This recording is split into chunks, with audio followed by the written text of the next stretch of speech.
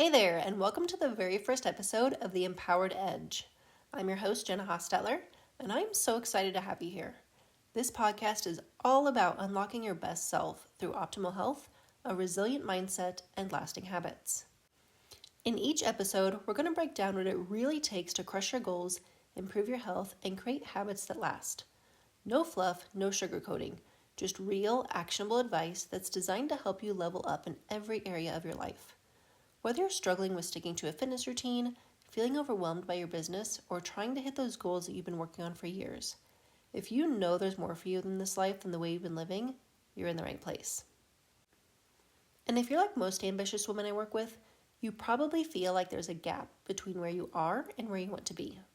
Whether it's your health, your mindset, or those big goals that have a looming presence in the back of your mind. The good news is that gap is completely bridgeable. You just need the right plan, the right mindset shifts, and a clear path to get there. And that's why I created Goal Getter, a 3-step process to identify, commit to, and take action on the one health goal that changes everything. It's a free guide that will help you clarify what matters most and give you the exact steps to follow to get results that last. And you can grab it in the show notes. So if you're ready to stop making excuses, start taking ownership of your life, and become the healthiest, strongest, most incredible version of yourself, hang tight because today is your day. Let's dive in.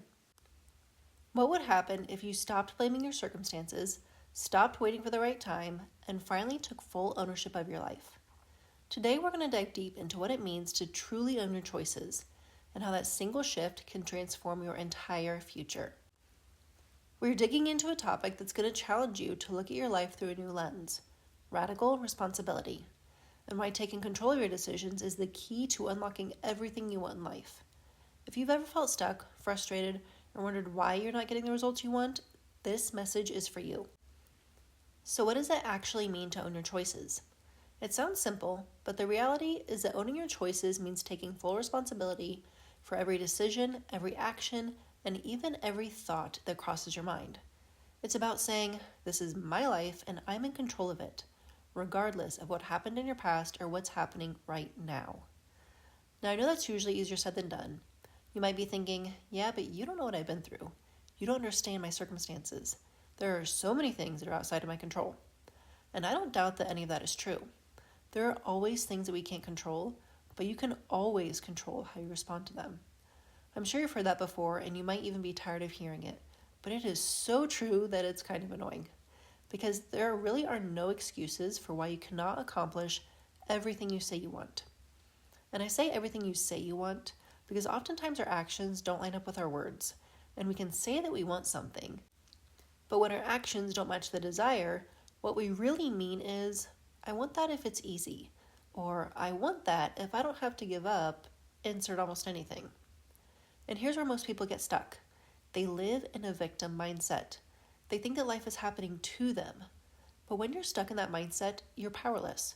You are stuck in a cycle of excuses, and frankly, it gets a bit exhausting. Instead of saying, this is hard, but I can figure it out, we say, this is hard, so I can't do it. And as soon as we say the word can't, our brain stops looking for solutions, and it accepts whatever situation we are in, even if there's a glaringly obvious way through it. When we live in a victim mindset, we're stuck. We blame circumstances, we blame other people, or we blame a lack of time. But the moment we own our choices, we gain the power to change our future. Here's the thing. When you stop blaming your circumstances and start owning your choices, you shift into an ownership mentality. You stop waiting for life to happen and you start making life happen.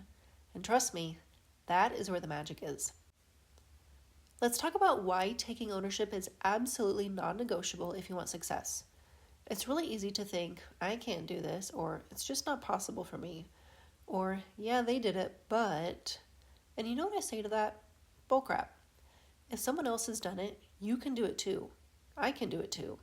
The only thing standing in your way is whether or not you're willing to take ownership and do the work. Period. And I know that's not what people want to hear, but it's the truth. And these thoughts of not being able to do it, of not having what it takes, that success happens to other people, these thoughts can be so automatic that we don't even realize we're thinking them. And when we think like that often enough, we take on those thoughts as beliefs, even if we didn't intend to, even if we didn't give our brain permission to create that belief. If you're listening to this thinking that success is for other people, that it's not meant for you, you're wrong. You're buying into a lie. And the truth is, you can accomplish anything you want if, and this is the key, if you're willing to do what it takes. I don't know if you watched the Paris Summer Olympics this year, but I love sports, so politics aside, I'm going to be watching the Olympics. Now, if we see a repeat of that ridiculous women's boxing match, I will reconsider, but for now, I am an Olympics fan. And one thing I loved this year was all of the talk about mindset. And I'm sure it wasn't new, but I am much more aware of the power of our thoughts than I was 4 years ago, so I probably just never noticed it before. And the thing about success, whether in sports or anywhere else in life, is that it's rarely the skill set that separates the winners from the losers. I remember watching the women's gymnastics, and one of the Brazilian Olympians said that she walked 2 hours to and from the gym to get to practice, as a child, because her mom worked and she wanted to be a gymnast. So the question is, are you willing to have that type of commitment to live the life you want? There may have been a young girl living in the same town as her who is more talented, more naturally gifted in gymnastics, but the thought of getting to a gym 2 hours away never crossed her mind because her brain said, well, I can't do that. So she closed herself off from opportunity. She took herself out of the game. There was a recurring commercial that Nike had, and I just loved it. In giant, bold letters across the screen, it said, "Winning isn't for everyone." And Nike was right. Winning is not for everyone because not everyone is willing to do what it takes. Not everyone is willing to earn it. But here's the beauty of radical responsibility. You can choose to be that person. And when you choose to be the person who gets it done, a world of possibilities opens up and life becomes very exciting. Taking full ownership is rarely easy. It is a completely different mindset that takes practice to get used to. It means stepping up when things get tough. It means looking at your actions, your habits, and your mindset and asking, am I doing everything in my power to get the results? Am I taking the coaching? Am I looking for a way through? Because here's the deal. Excuses don't help you lose weight. Excuses don't build businesses. And they sure as heck don't create the life that you're dreaming of. I ask myself these questions often, and it's kind of a pain sometimes to be self-aware because you can't lie to yourself. And sometimes I am okay not getting the results I'm after because I'm not willing to do what it takes, or at least I'm not willing to do that method to get there. And that's okay because I'm owning that decision. I'm not blaming my circumstances or the method or why I can't get results when everybody else can. I understand what I'm willing to do, and sometimes it means that I'm choosing to not get the results because I'm not willing to get it that way. So now the question becomes, how do you start owning your choices and your life? Let's break it down into 4 steps that you can implement today. Step 1 is radical self-honesty.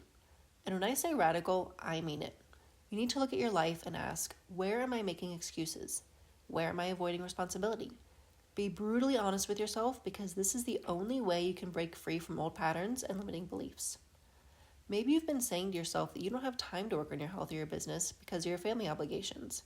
But if you're being honest, how much time are you spending on social media or Netflix or a mindless game on your phone?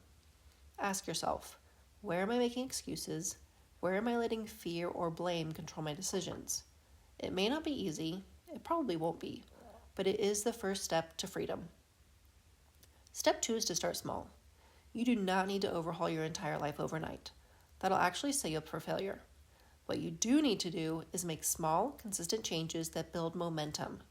And it's not because I don't believe you can do more, but chances are you've created a habit of not following through, and that wears on our ability to complete anything. You have to rebuild trust with yourself so that when you commit to something, your brain actually believes you, and it will stop looking for ways to repeat old patterns of starting strong and fizzling out. What is one small action you can take today that will move you closer to owning your life? Maybe it's committing to a morning workout, or planning out your meals, or blocking off 30 minutes to work on your side hustle. Whatever it is, start small, but start now. Put something in your calendar for today, and before you go to bed, put something in your calendar for tomorrow. You would be amazed at how those small wins start to snowball into progress. Step 3 is to create a plan and get some accountability. Without a plan, you are just drifting in the open ocean of life, and you will end up wherever the current takes you. You have to know where you're going and how you're going to get there. Otherwise, you are giving up control over how things end up. And accountability is key because we are a lot more likely to keep our promises to somebody else than we are to ourselves. And where I see people get hung up on this is feeling like they don't have anyone in their life to be accountable to. They don't want to tell people what they're working on because they'll either roll their eyes and say, yeah, okay, or they just don't get it because they don't want to change their life and they don't understand why you do. So if that's you, find a community or hire a coach, because while you can get there on your own, you will get there a whole lot faster and a lot less painfully with effective accountability. Finally, step 4 is to embrace failure. And I know that sounds counterintuitive, but hear me out. Failure isn't the enemy. Inaction is the enemy. Failure is feedback. It's how you learn, it's how you grow, and it's how you adjust your strategy to get closer to your goals. Because like it or not, there are certain things you can only learn from doing it wrong.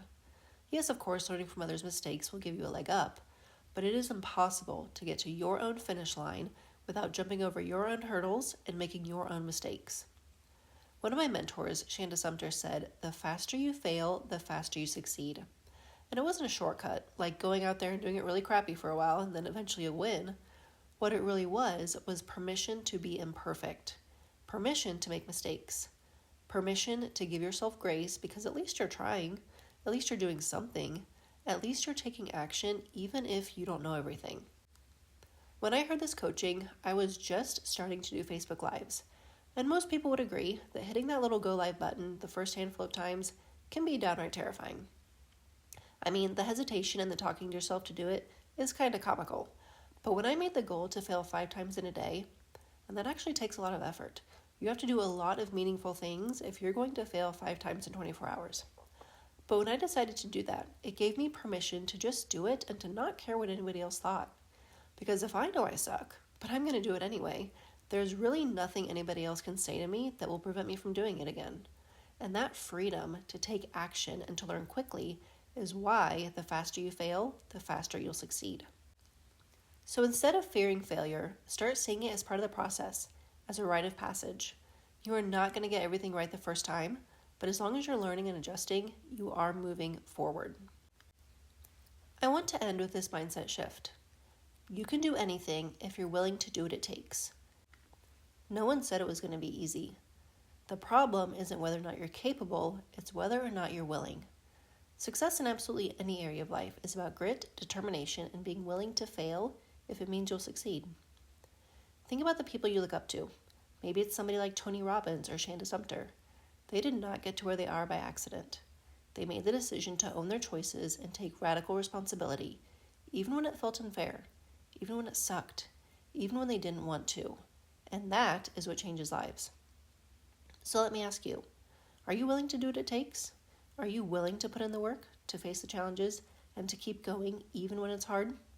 Are you willing to be responsible for every single little thing you do, even when it seems inconsequential? If your answer is yes, then there is nothing stopping you. This week, I challenge you to write down one area where you've been avoiding responsibility. What one decision can you make today to start owning that part of your life? All right, that's it for today. I hope this challenged you to really think about where you're making excuses and where you can start taking full ownership of your life. Remember that your success is up to no one but you. If you're ready to stop making excuses and to start taking ownership of your goals, hop down to the show notes and download Goal Getter, a 3-step process to identify, commit to, and take action on the one health goal that changes everything. This guide will help you clarify your goals, stay on track, and get the results that you've been aiming for. Thanks for tuning in, and don't forget to share this episode with somebody who needs to hear this message. I'll see you next time. Until then, take action and stay empowered.